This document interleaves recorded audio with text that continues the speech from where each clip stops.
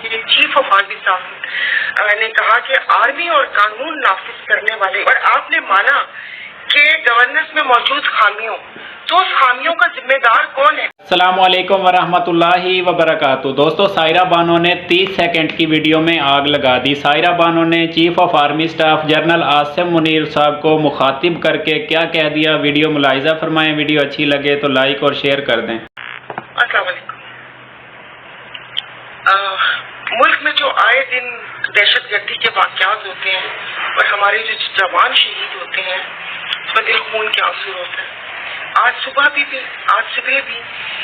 13 میں دہشت گردوں کی کارروائیوں سے جو سیکورٹی فورسز کے جوان شہید ہوئے ہیں، ان کی سربریدہ لاشیں مجھ سے نہیں دیکھی گئی، اور اسی ویڈیو کو دیکھنے کے دوران مجھے کل کی پریس کانفرنس کے کچھ الفاظ ذہن میں آ رہے تھے کہ جو کہ چیف آف آرمی اسٹاف نے کہا کہ آرمی اور قانون نافذ کرنے والے ادارے گورننس میں موجود خامیوں کو شہیدوں کی قربانیوں سے پر کرتے رہیں گے۔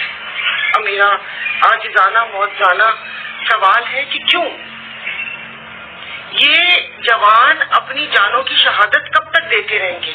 اور آپ نے مانا کہ گورننس میں موجود خامیوں، تو اس خامیوں کا ذمہ دار کون ہے؟ یہ جو ابھی دیکھے اس خامیوں میں ان 77 سال میں چلے، ٹھیک ہے، اس میں سیاستدانوں کا ہاتھ بھی ہے اور ہمارے جو ڈکٹیٹرشپ کا دور تھا ان کا ہاتھ بھی ہے۔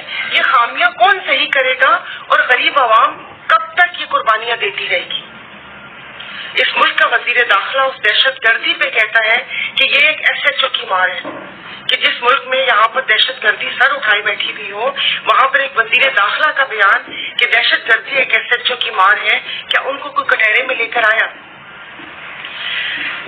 ریلوے پلیٹ فارم پہ جو دھماکہ ہوا اور اس کے بعد کتنے نہتے عوام شہید ہوئی، اور کل جا کر جس طریقے سے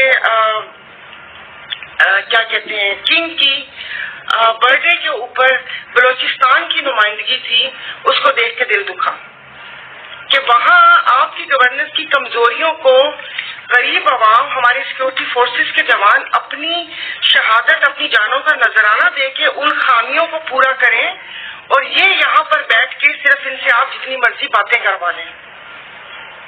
میرا یہ سوال ہے، مجھے کل سے یہ اس بیان کی سمجھ نہیں آئی۔ میں نے پہلے کہا تھا کہ میں بات نہیں کروں گی، لیکن آج صبح جس وقت میں نے ویڈیو دیکھی تو میرا یہی سوال ہے کہ ان خامیوں کو پورا کون کرے گا، اور ان خامیوں کو یہ غریب کے بچے اپنی جانوں کا نذرانہ دے کر کیوں پورا کریں گے؟ کیا ان لوگوں کی عیاشیوں کے لیے، ان لوگوں کے لیے سیاسی وسائل استعمال کرنے کے لیے؟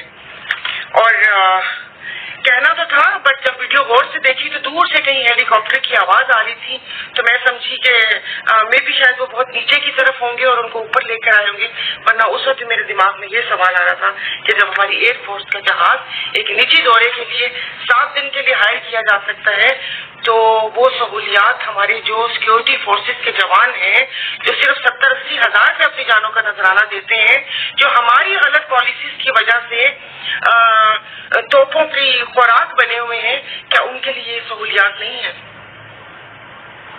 یہ سوال میں نہیں، یہ سوال پوری قوم پوچھ رہی ہے۔